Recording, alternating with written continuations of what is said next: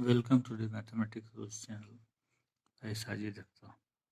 So today is the next lecture, lecture 2 on derivative of a function.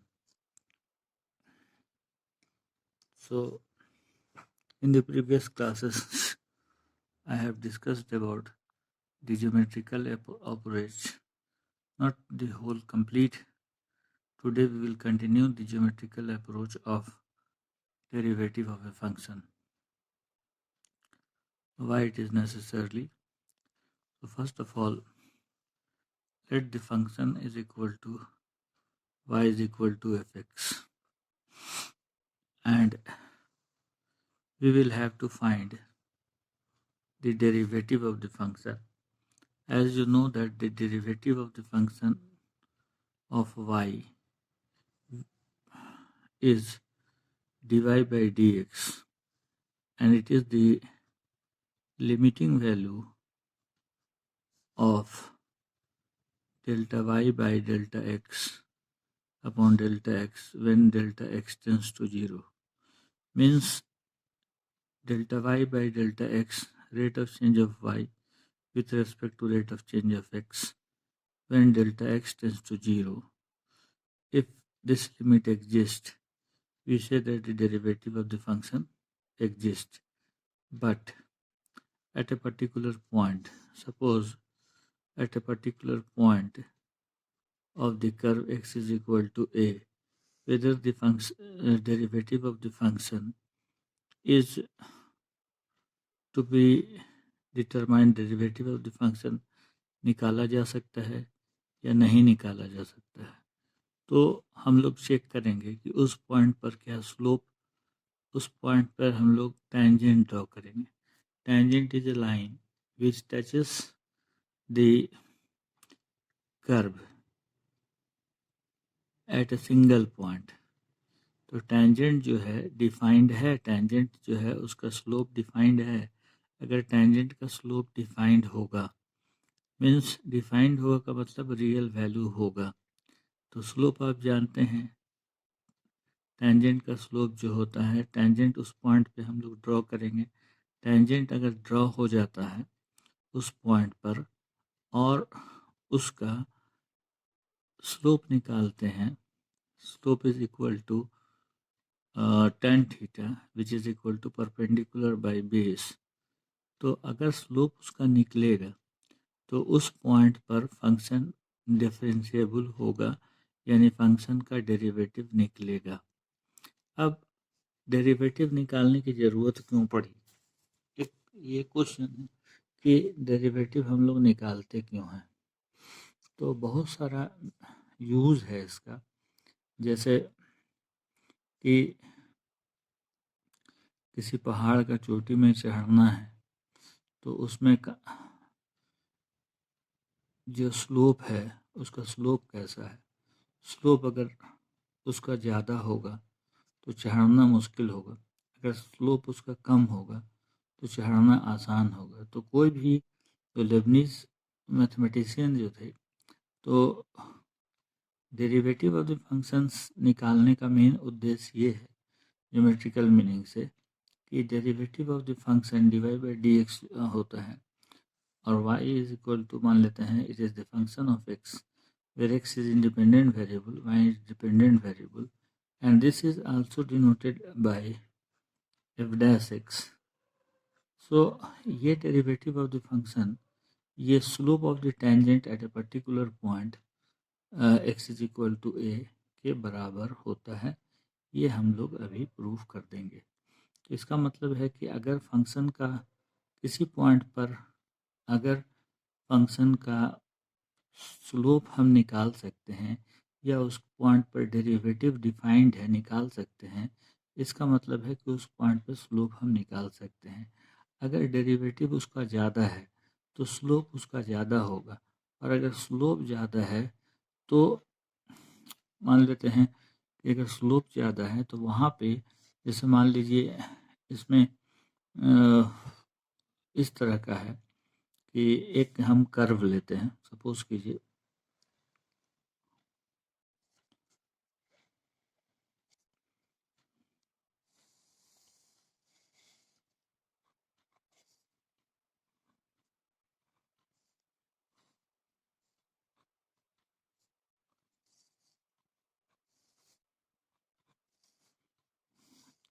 X axis के long में x को represent करेंगे, F x Y axis के long में represent करेंगे। मान लेते हैं कि कोई कर्व है इस फॉर्म का, ठीक है। अब यहाँ पर ये मान लेते हैं ए बी कर्व है, ठीक है। अब सपोज कीजिए इस पॉइंट पर, यहाँ पे कोई पॉइंट है और यहाँ पे हम एक पॉइंट ले लेते हैं P, और यहाँ पे एक नेबरिंग पॉइंट ले लेते हैं Q, ठीक है। ये दो पॉइंट नेबरिंग पॉइंट है, इस पॉइंट को अभी नहीं लेते हैं। तो यहाँ पे कर्व के दो पॉइंट को ज्वाइन करने वाला लाइन होगा जो जिससे पास करेगा, इस लाइन को हम लोग सेकंड कहेंगे, second to the curve, second to the curve, and the equation of the curve is y is equal to F X. तो जो सेकंड है वो एक्स एक्सिस के साथ कुछ एंगल सपोज कीजिए बना रहा है, सपोज कीजिए इस एंगल को फाई एंगल बना रहे हैं, ठीक। लेकिन अगर हमको इस पॉइंट पर डेरिवेटिव निकालना है तो इस पॉइंट पे हमको टेंजेंट ड्रॉ करना होगा, और ये दोनों पॉइंट के बीच इसका स्लोप, ये जो लाइन है पी क्यू, इसका स्लोप होगा क्या?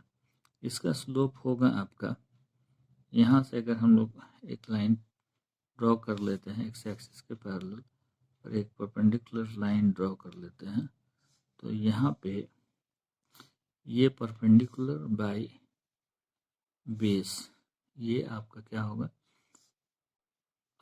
ये स्लोप होगा इस सेकंड का। लेकिन हम लोग को सेकंड का स्लोप निकालना नहीं है, हम लोग को इस पॉइंट पर ज्योमेट्रिकल मीनिंग, इस पॉइंट पर डिफरेंशियल कोएफिशिएंट निकालना है।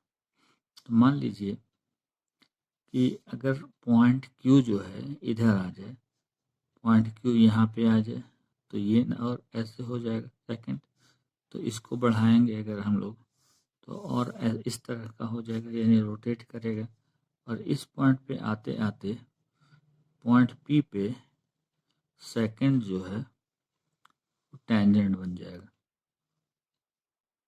ये टेंजेंट बन जाएगा। मान लीजिए इसका एंटी क्लॉकवाइज डायरेक्शन में एंगल थीटा है, ये टेंजेंट बन जाएगा। तो इस पॉइंट से हम एक परपेंडिकुलर ड्रॉ कर देते हैं और इस पॉइंट Q से भी परपेंडिकुलर ड्रॉ कर देते हैं एक्स एक्सिस में। मान लेते हैं हम लोग इसको M और N। यहाँ पे P पॉइंट के कोऑर्डिनेट को हमने मान लिया एक्स वाई, और Q पॉइंट जो है जस्ट नेबरिंग पॉइंट है, यहाँ पे इसको Q1 मान लेते हैं, नेबरिंग पॉइंट है, तो इसका कोऑर्डिनेट थोड़ा सा चेंज होगा, इंक्रीज हुआ x प्लस डेल्टा एक्स, और इसका y plus delta Y increase हो गया। इसका मतलब कोऑर्डिनेट से यहाँ पर Q1 का डिस्टेंस यहाँ से कितना हो जाएगा, y प्लस डेल्टा वाई हो जाएगा आपका, ये हो गया डिस्टेंस। और यहाँ से P से यहाँ पर इस पॉइंट पे हम लोग पी आर परपेंडिकुलर ड्रॉ किए हैं, तो यहाँ से P का कोऑर्डिनेट एक्स वाई है, तो ये परपेंडिकुलर डिस्टेंस कितना हो गया, y हो गया, और ओरिजिन से सब डिस्टेंस मेजर करते हैं तो यहाँ से यहाँ तक x हो गया, यहाँ x को रिप्रेजेंट कर रहे हैं, ठीक है। अब यहाँ पे देखिए कि ये जो परपेंडिकुलर हम ड्रॉ किए हैं, एक Q से Qn परपेंडिकुलर ड्रॉ किए हैं एक्स एक्सिस पे, एक हम लोग PM परपेंडिकुलर ड्रॉ किए हैं वो एक्स एक्सिस पे, और एक PR परपेंडिकुलर ड्रॉ कर दिए हैं ये Qn में, ये परपेंडिकुलर ड्रॉ किए हैं। और ये हम लोग का PQ जो है सेकंड है या कॉर्ड है आपका कर्व का, जो कि यहाँ पे कुछ एंगल बना रहा है। ये और ये लाइन किस तरह का लाइन है, अब देखिए ये 90 डिग्री है और ये भी 90 डिग्री है कंस्ट्रक्शन से, तो क्रॉसपॉन्डिंग एंगल सेम है, तो एंगल R और एंगल N आपस में बराबर है, यानी दोनों इक्वल टू 90 डिग्री है। तो PR जो होगा वो पैरेलल होगा वो एक्स एक्सिस के, जब ये पैरेलल होगा तो ये ट्रांसवर्सल है सेकंड, तो ट्रांसवर्सल है, तो ये भी फाई हो गया, इस एंगल से रिप्रेजेंट कर दे रहे हैं। तो इसका मतलब है कि इस ट्रायंगल में, in triangle P Q R में अगर आप देखें तो पी क्यू आर में टैन साई बोलते हैं या कुछ फाई बोलते हैं, अभी देख लीजिएगा, ग्रीक वर्ड है। तो इसमें परपेंडिकुलर बाई बेस हो गया, तो Q R by P R हो गया। तो अगर ये हॉरिजॉन्टल डिस्टेंस अगर ज़्यादा होगा तो यहाँ से इसमें चढ़ना हम लोग को आसान होगा, पी से क्यू की ओर चढ़ना आसान होगा। और ये हॉरिजॉन्टल डिस्टेंस जैसे मान लेते हैं हम इसको अलग से बनाते हैं, अगर पी आर मान लेते हैं बड़ा होता और यहाँ से यहाँ तक मान लेते हैं और ये होता इस तरह से, तो ये Q है, ये आपका P है और ये R है। तो ये हॉरिजॉन्टल डिस्टेंस, ये और ये वर्टिकल डिस्टेंस, तो ये वर्टिकल डिस्टेंस और हॉरिजॉन्टल डिस्टेंस, तो vertical distance divided by horizontal distance जो होता है, यही होता है आपका उस लाइन का स्लोप होता है। इस जो ऑब्लिक लाइन है उसका स्लोप होता है, ये स्लोप ऑफ पी क्यू को रिप्रेजेंट कर रहा है। और स्लोप अगर अधिक होगा तो हम लोग को इसमें चढ़ने में कठिनाई होगी, है ना। तो यहाँ पे हम लोग अगर इसमें चढ़ना चाहते हैं तो ये हॉरिजॉन्टल डिस्टेंस अगर अधिक हो, ये हॉरिजॉन्टल डिस्टेंस अगर ज़्यादा डिस्टेंस होगा तो इसमें हम लोग आराम से चढ़ जाएंगे। इसको स्टिफनेस भी बोलते हैं, है ना, या हम लोग इसको स्लोप भी बोलें। और ये टैन थीटा से इसको हम अगर एंगल को पॉजिटिव डायरेक्शन में, एंटी क्लॉकवाइज डायरेक्शन में थीटा मान ले या साइन मान ले, तो इसको हम लोग टैन थीटा भी बोलते हैं, which is also called gradient भी बोलते हैं। तो स्लोप, तो यहाँ पे आपका चढ़ना आसान होगा। तो इससे हम लोग जैसे मान लेते हैं चढ़ना आसान होगा, तो कोई पर्वत है उसमें चढ़ना हम लोग को आसान होगा। लेकिन अगर मान लीजिए यहाँ पर ऐसे है और यहाँ हॉरिजॉन्टल डिस्टेंस इतना ही है और अब यहाँ पे चढ़ना है, तो यहाँ पे अब P है, ये Q है, ये R है, ये सॉरी ये आपका ये R है, यहाँ पे R है, ये भी R लेंगे, ये R है और यहाँ पे लिख देते हैं R, यहाँ पे ये Q है।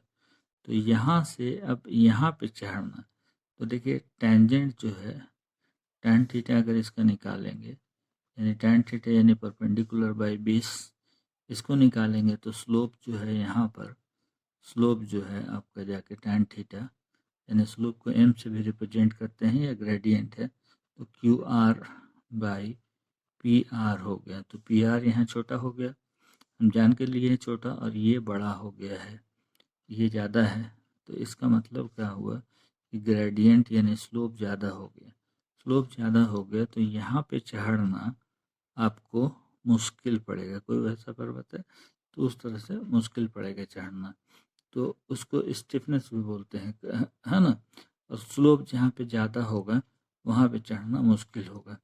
तो हम लोग डिफरेंशियल कोएफिशिएंट के आधार पर हम लोग ये बता सकते हैं कि कहाँ पर कोई कर्व जो है इंक्रीजिंग है, कहाँ पे कर्व डिक्रीजिंग है, कहाँ पे कर्व में कोई टर्निंग पॉइंट आ रहा है, कि कोई बिजनेस स्टार्ट कर रहे हैं तो वो बिजनेस में अगर जो भी रिसोर्सेस लगाए हैं उसके अनुसार कुछ कंडीशंस दिया हुआ होगा, तो फंक्शन कब मैक्सिमम वैल्यू देगा, कब मिनिमम वैल्यू देगा, ये निकाल सकते हैं। और फिजिकल सिग्निफिकेंस जो है फंक्शन का, उसके विषय में जो न्यूटन का अप्रोच है उसके अनुसार हमको ये पता चलता है कि अगर कोई चीज़ मान लेते हैं कि कोई स्फीयर है, उसका रेडियस इंक्रीज कर रहा है तो उसका वॉल्यूम किस रेट से इंक्रीज करेगा, या अगर उसका रेडियस इंक्रीज कर रहा है तो उसका टोटल सरफेस एरिया किस रेट से इंक्रीज करेगा। तो ये सब हम लोग पढ़ेंगे रेट मेजर में,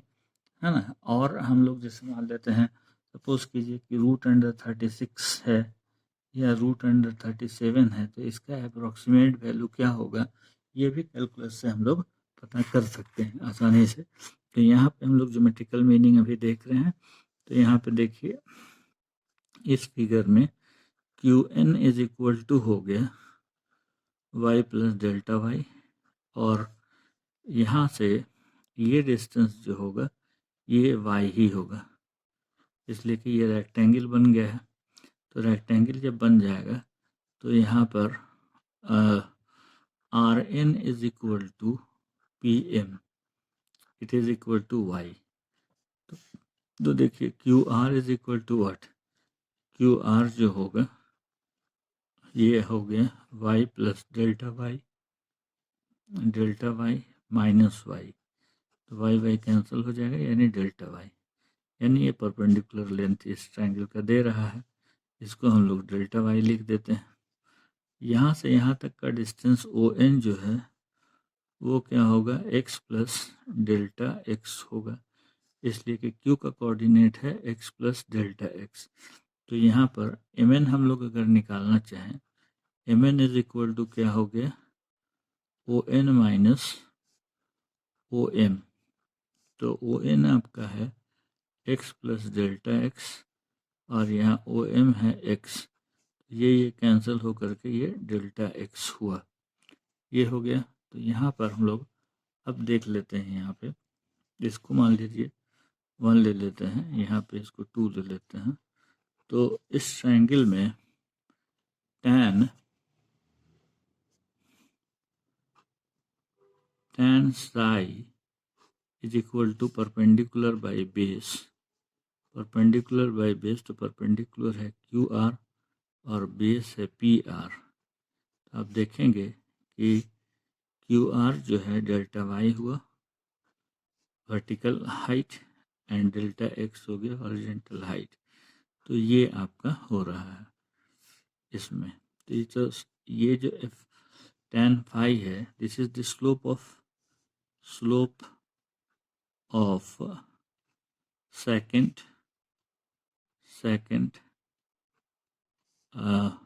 PQ of the curve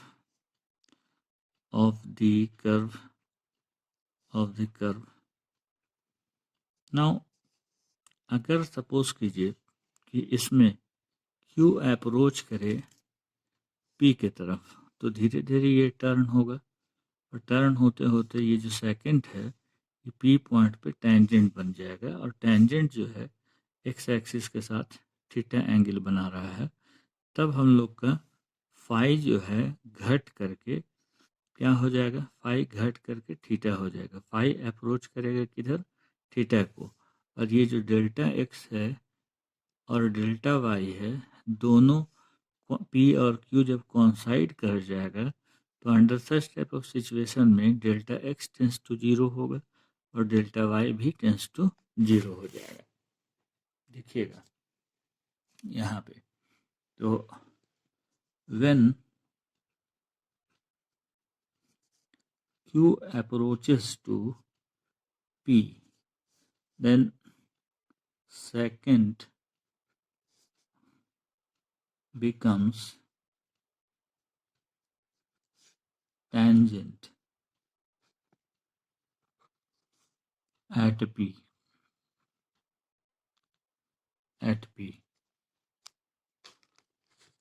Second become tangent at P.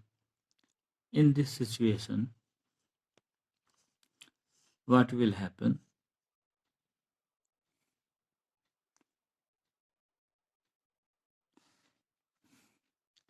यहाँ पे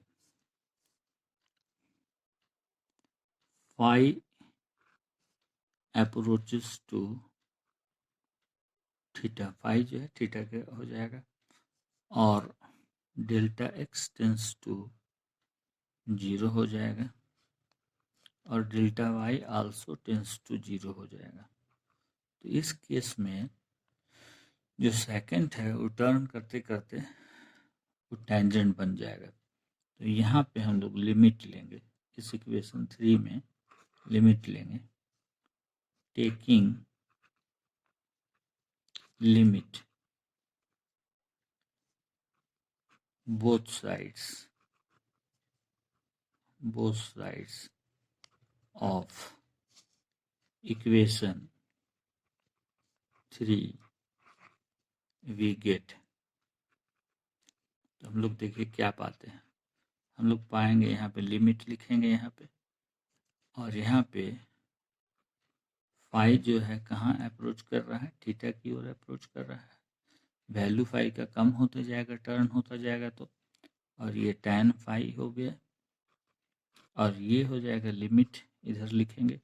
जब फाई थीटा की ओर अप्रोच कर रहा है तो डेल्टा एक्स टेंस टू क्या हो रहा है, 0 के, and delta Y by delta X ये हो जा रहा है। और इसको आप जैसे ही लिमिट हटाइएगा तो यहाँ पे आपको लिखना होगा tan theta which is the slope of the tangent at a particular at the point P, ये होगा। और limiting value of delta X and upon delta Y, इसी को डेरिवेटिव कहते हैं। तो डेरिवेटिव ऑफ द फंक्शन जो है which is equal to the slope हो जाएगा। तो यहाँ पे हम लोग आ जाते हैं नेक्स्ट पेज में।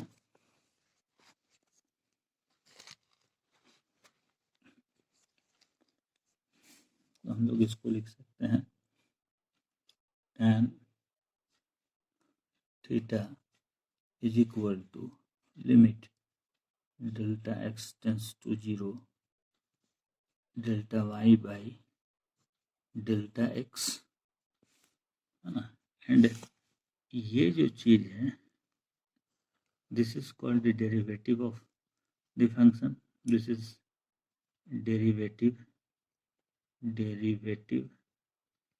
और differential coefficient of fx और y, fx बोले और y of the function at p हो रहा है यहाँ पे कर्व के p पॉइंट पर। तो इसी को हम लोग dy बाई डी एक्स बोलेंगे। dy बाई डी एक्स को हम लोग आप f डैश एक्स भी लिख सकते हैं। इसलिए लिख सकते हैं कि therefore f dash x is equal to dy by dx, and in place of y you can write fx, and differential coefficient of fx with respect to x is equal to tan theta, and here tan theta is equal to slope of tangent at a point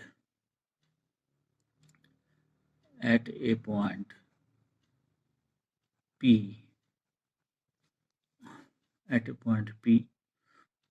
ये हुआ। तो किसी भी curve के किसी point पर differential coefficient आपका निकलेगा या नहीं निकलेगा वो पता लगाना है। तो देखना होगा कि उस पॉइंट पर डिफरेंशियल कोफिशिएंट का क्या स्लोप पॉसिबल है या डेरिवेटिव निकल जाता है। अगर डिफरेंशियल कोफिशिएंट निकल जाता है तो स्लोप भी निकल जाएगा। अगर डिफरेंशियल कोफिशिएंट नहीं निकलता है तो स्लोप नहीं निकलेगा। और अगर स्लोप ज़्यादा होगा तो स्टिफनेस ज़्यादा होगा, उसमें चढ़ना मुश्किल होगा वैसे जगह में। और जहाँ पर स्टिफनेस कम होगा यानी स्लोप कम होगा तो वहाँ पे यानी वर्टिकल हाइट और हॉरिजॉन्टल हाइट का रेशियो, तो लिमिटिंग वैल्यू है इसका, limiting value of delta Y by delta X when delta X tends to 0 is called derivative of the function, और differential coefficient of y with respect to x भी बोलते हैं। और इसी को हम लोग y1 से भी रिप्रेजेंट करते हैं, y1 से या y डैश से रिप्रेजेंट करते हैं, फर्स्ट ऑर्डर डेरिवेटिव भी इसको कहते हैं। तो नाउ ये है ज्योमेट्रिकल मीनिंग। अब चूँकि आज के डेट में ज्योमेट्रिकल मीनिंग लोग उतना पढ़ाई नहीं होता है, पढ़ाते होंगे टीचर्स लोग। अब हम लोग आ जाते हैं कि जनरलाइज्ड फंक्शन में y is equal to F X कोई फंक्शन है ना। अब इसमें first principle differentiation from the first principle, तो डिफरेंशिएशन या हाउ टू फाइंड है ना, differentiation from first principal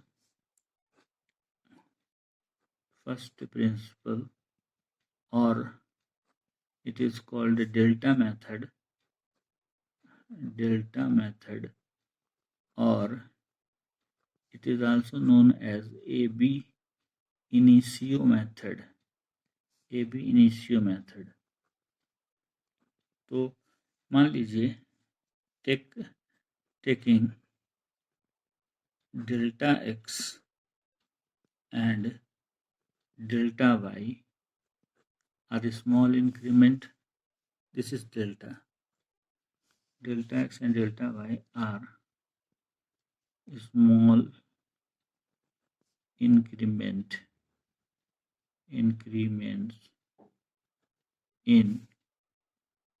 x and y respectively, then we can write y plus delta y is equal to f x plus delta x. Now this is taken as equation number 2. Equation number 2 को equation number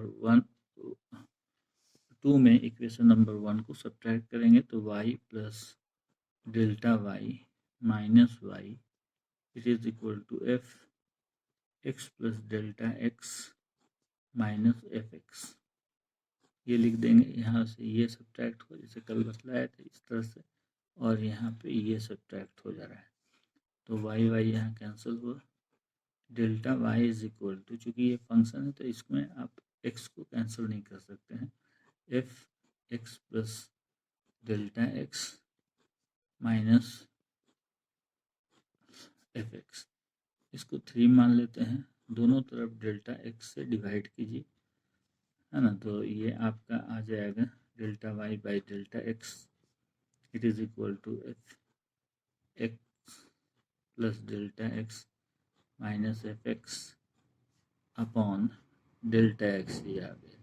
तो ये जो चीज़ है ये slope है। अगर हम लोग इसमें लिमिट ले लेते हैं, है ना, taking limit as delta x tends to 0, delta y by delta x, it is equal to limit delta x tends to 0 f x plus delta x minus F X upon delta x.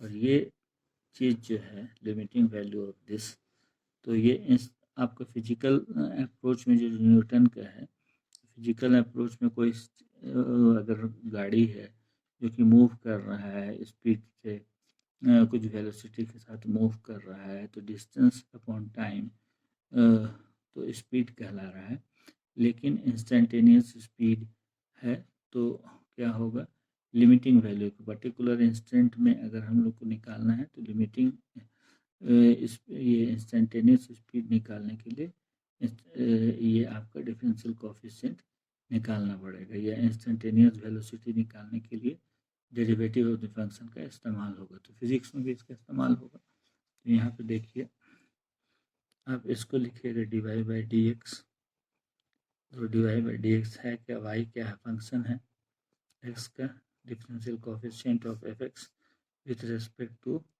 X, और D X तो D by D X operator है, it is equal to limit delta x tends to 0 F X plus delta X minus F X upon delta X, ये हो गया। तो ये जो formula है, इस फॉर्मूला से अगर आप कोई भी फंक्शन का डिफरेंशियल कोएफिशिएंट निकालते हैं तो इसको हम लोग कहेंगे फ्रॉम द फर्स्ट प्रिंसिपल या डेल्टा मेथड। तो ये फर्स्ट प्रिंसिपल या डेल्टा मेथड से भी, फ्रॉम फर्स्ट प्रिंसिपल और डेल्टा मेथड और डेल्टा मेथड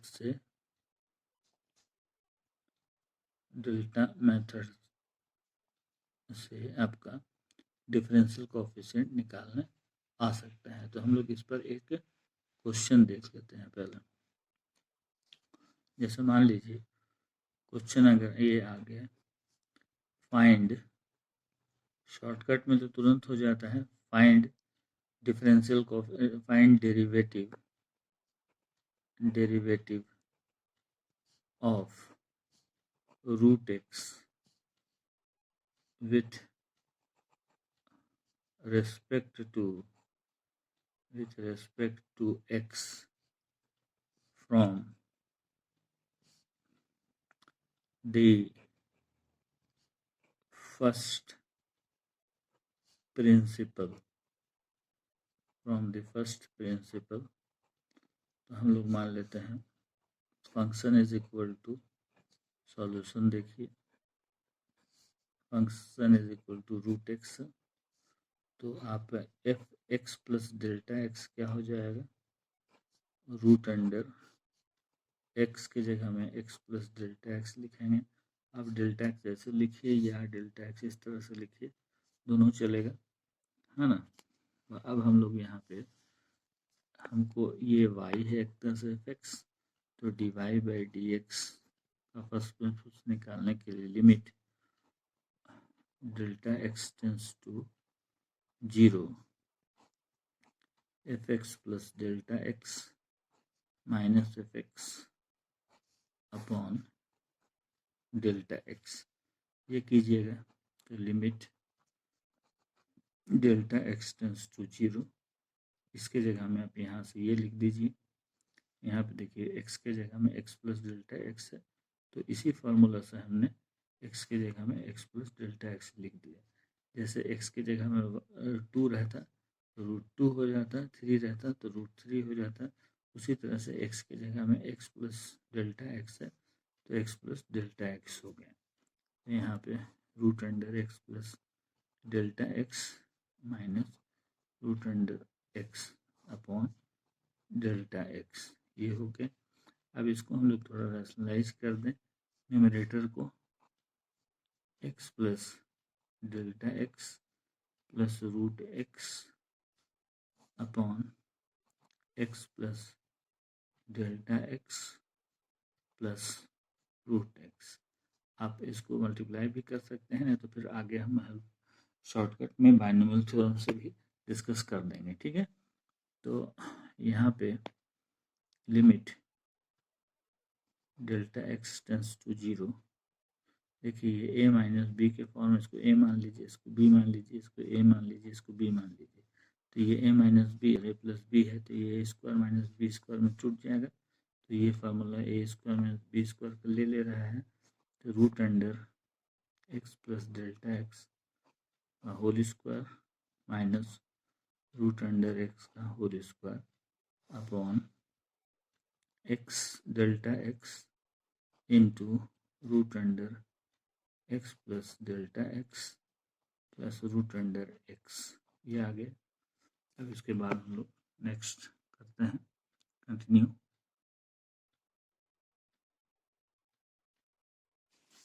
तो हम लोग का ये था, तो सिंप्लीफाई करने के बाद ये आ गया, एक्स एक्स कैंसिल हो जाएगा और यहाँ पे limit delta x tends to 0 delta x upon delta X into root under X plus delta X plus root under X, ये कैंसिल हो जा रहा है 1। अब जैसे ही आप डेल्टा एक्स का वैल्यू 0 डालेंगे, लिमिट आपका हट जाएगा 1 by root under X plus 0 and root under X, ये आपका हो गया 1 by root under X plus root under X. Algebra का नॉलेज पूरा होना चाहिए। Root under 1 upon 2 root X आ रहा है, तो y हम लोग लिए थे क्या, रूट अंडर एक्स, तो इसका डिफरेंशियल कोएफिशिएंट क्या हुआ, dy by D X 1 by 2 root X. तो ये आपका स्लोप हो गया इसका, या हाँ इस स्क्वायर रूट फंक्शन का स्लोप हो गया। तो यह डिफरेंशियल कोफिशिएंट इसका, या डेरिवेटिव बोलें, रूट एक्स का डेरिवेटिव आपको क्या हो गया, 1/2 root under X, 1/2 root under X, ये हो गया। तो अब हम लोग एक नेक्स्ट क्वेश्चन जाएंगे जिससे कि सब आसानी से हो जाएगा। और फर्स्ट प्रिंसिपल से क्वेश्चन सब्जेक्टिव टाइप में आ सकता है एक, और ऑब्जेक्टिव टाइप में आएगा तो उसके लिए शॉर्ट ट्रिक्स बतलाएंगे। ठीक, तो अब हम लोग आ जाते हैं एक नेक्स्ट क्वेश्चन पर। Question number 2 of the today's question.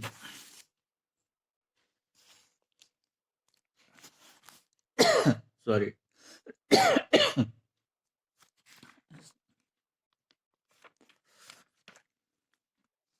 Suppose कीजिए आपको आया है find derivative of root under x to the power n with respect to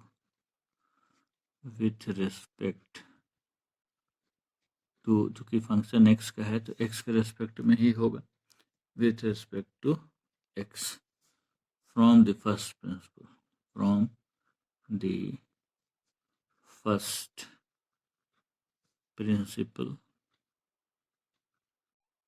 और ab इनिशियो मेथड भी बोल सकते हैं और डेल्टा मेथड भी बोल सकते हैं।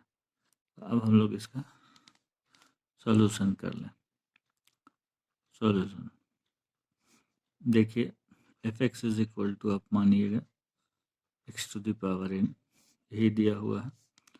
तो फार्मूला में हम लोग का F X plus delta X है, तो डेल्टा एक्स में लेने के लिए जहाँ पे x है वहाँ पे आप रखेंगे कि x प्लस डेल्टा एक्स रख दीजिएगा। तो x plus delta x to the power क्या हो जाएगा, n हो जाएगा। यहीं से लिए हैं ये आपका दिया हुआ है, ये इससे हो गया। अब हम लोग को ये एफ एक्स क्या है, y है, फंक्शन ऑफ x। तो now divide by D X, या differential coefficient if dash x it is equal to limit, ये लिमिट है डेल्टा x टेंस टू 0, वही फॉर्मूला में डालेंगे x plus delta X f minus F X upon delta X, ये हुआ। तो यहाँ पे आप देखिए इसका वैल्यू यहाँ पे इतना लिख दिए हैं, f हट जा रहा है यहाँ पे, तो x लिमिट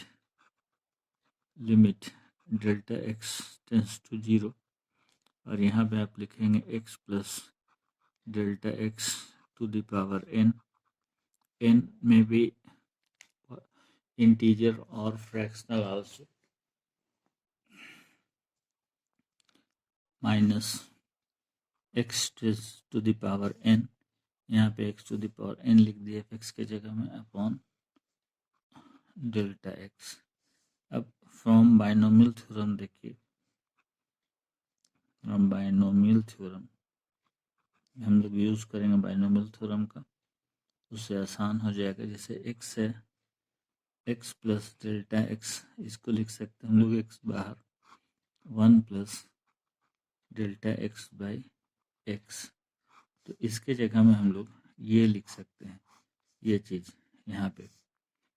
तो इस इक्वेशन को 3 मान लेते हैं, और 3 में यहाँ इसको 4 मान लें, 4 से ये वैल्यू पुट कर देते हैं।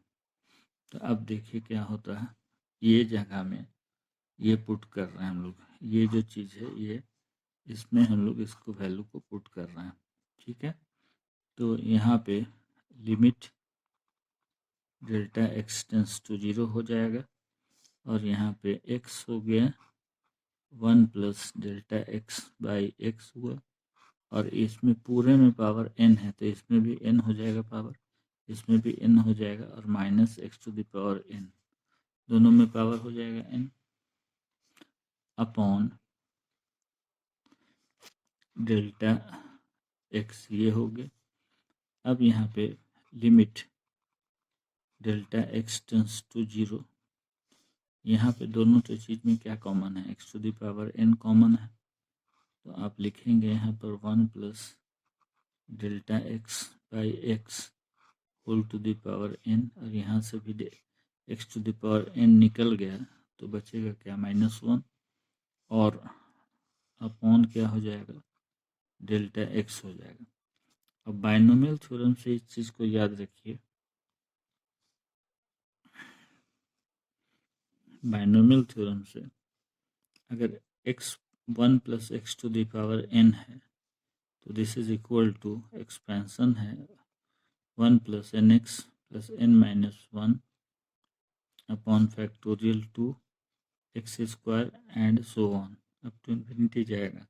तो हम सिर्फ 3 टर्म लेंगे बस, उसी से काम बन जाएगा हम लोग को। ऐसे तो 2 ही टर्म से काम बन जाएगा, लेकिन समझने के लिए 3 टर्म लेंगे। तो dy by D x is equal to limit delta x tends to 0 x to the power n, तो यहाँ पे 1 हो गया, तो 1 यहाँ भी था, यहाँ 1 लिख दिए, फिर यहाँ n है तो n लिखेंगे, डेल्टा एक्स बाई एक्स है, यहाँ पे x के जगह में x delta x upon x है तो डेल्टा एक्स अपॉन एक्स लिख दिए, फिर यहाँ पे n minus 1 upon factorial 2, permutation combination पढ़े होंगे तो मालूम होगा, फैक्टोरियल 2 का मतलब 1 इंटू 2। अब यहाँ पे हम लोग आ जाते हैं, यहाँ पर डेल्टा एक्स अपॉन एक्स का होल स्क्वायर होगा, 3 टर्म तक लिखेंगे, थर्ड के बाद वाला टर्म सारा वैनिश हो जाएगा, तो थर्ड टर्म भी वैनिश हो जाएगा, एंड लास्टली इस तरह से ये वाला -1 लिख देंगे, यहाँ पे ये -1 रहेगा upon delta x, -1 plus 1 cancel हो गया, limit delta x tends to 0 x to the power n। अब यहाँ पर सब देखिए, delta x to the power x, delta x upon x जो है ये सब में कॉमन है, तो यहाँ n बच गया, यहाँ पे n माइनस 1 बाय फैक्टोरियल 2, फिर delta x upon x and so on, into है यहाँ पे, into and then so on, plus 1 minus 1 cancelled हो गया था अपॉन डेल्टा एक्स, तो ये डेल्टा एक्स कैंसिल। अब डेल्टा एक्स का वैल्यू पुट कर दीजिए, जैसे ही आप डेल्टा एक्स का वैल्यू पुट करेंगे, अब देख लीजिएगा कि ये चीज़ पूरा 0 हो जाएगा, x to the power n upon x, और ये इंटू n हुआ, यहाँ पे ये 0 जैसे पुट कीजिएगा तो ये पूरा वैनिश हो जाएगा, तो हायर पावर सब जो भी डेल्टा एक्स का हायर पावर होगा वो 0 हो जाएगा। तो इसका मतलब क्या हुआ, और एक n है, यहाँ पे n बच रहा है, तो यहाँ पे ये n हुआ, और यहाँ पे x, यहाँ पावर है, बेस सेम है तो पावर घट जाएगा n-1। तो ये आप जानते भी होंगे या टीचर्स लोग याद भी करा दिए होंगे डायरेक्ट, है ना। तो अब यहाँ पे हम लोग देख लेंगे, यहाँ पे देखिए क्या आ रहा है इसका formula, differential coefficient of y यानी x to the power n is equal to n x to the power n-1। तो यही कहानी था, ये differential coefficient of x to the power n निकालने का, जहाँ पे n जो है रैशनल नंबर है, इंटीजर्स होगा, नेगेटिव होगा, सारा होगा, ठीक है। तो इससे मान लेते हैं कि अगर सपोज कीजिए, जैसे मान लीजिए अभी हम लोग किए थे differential coefficient of root x, root x का मतलब है कि एक्स में पावर कितना हुआ, 1/2 हुआ, तो इसमें आप डायरेक्ट पुट करके निकाल सकते हैं, लेकिन ये फर्स्ट प्रिंसिपल से नहीं होगा। तो डायरेक्ट मेथड है यहाँ पे 1/2, यहाँ x में -1/2 हो गया पावर, और a आ जाएगा आपका 1/2, नीचे आएगा तो x में पावर 1/2 हो जाएगा, प्लस 1/2, इसका मतलब क्या हुआ 1/2 रूट अंडर x। तो differential coefficient of root x जो निकाले थे हम लोग वो ये हो गया, और उससे पहले हम लोग निकाले थे डिफरेंशियल कोफिशिएंट ऑफ सब शुरू में x, फर्स्ट लेक्चर में x स्क्वायर का, तो ये 2 x में पावर 2 -1, तो ये 2x निकल गया था।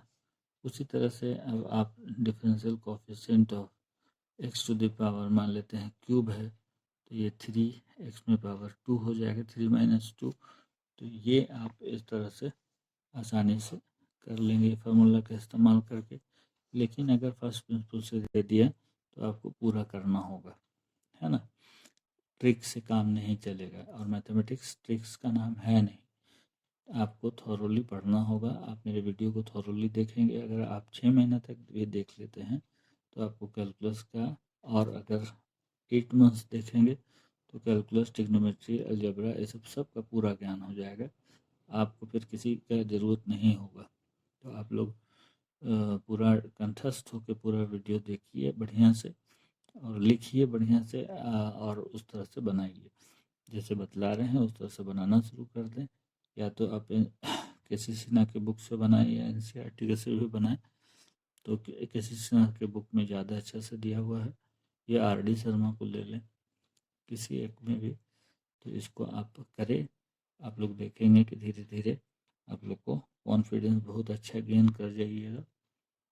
तो कैलकुलस में अच्छा कॉन्फिडेंस हो जाएगा। ट्रिग्नोमेट्री में कोई जो भी प्रॉब्लम होगा तो ट्रिग्नोमेट्री अलग से हम वीडियो बनाएंगे, और अभी ट्रिग्नोमेट्री का फॉर्मूला बताते हुए एक्सप्लेन करेंगे कैलकुलस। ठीक है, तो प्लीज़ आप देख ही रहे हैं कि हमने सारा चीज़ करके जितना हमसे हो सकता है कर रहे हैं। प्लीज़ लाइक कीजिए, शेयर कीजिए, सब्सक्राइब कीजिए, और व्यू कीजिए पूरा वीडियो को बिना स्किप किए, तभी आप समझ पाएंगे अच्छे से।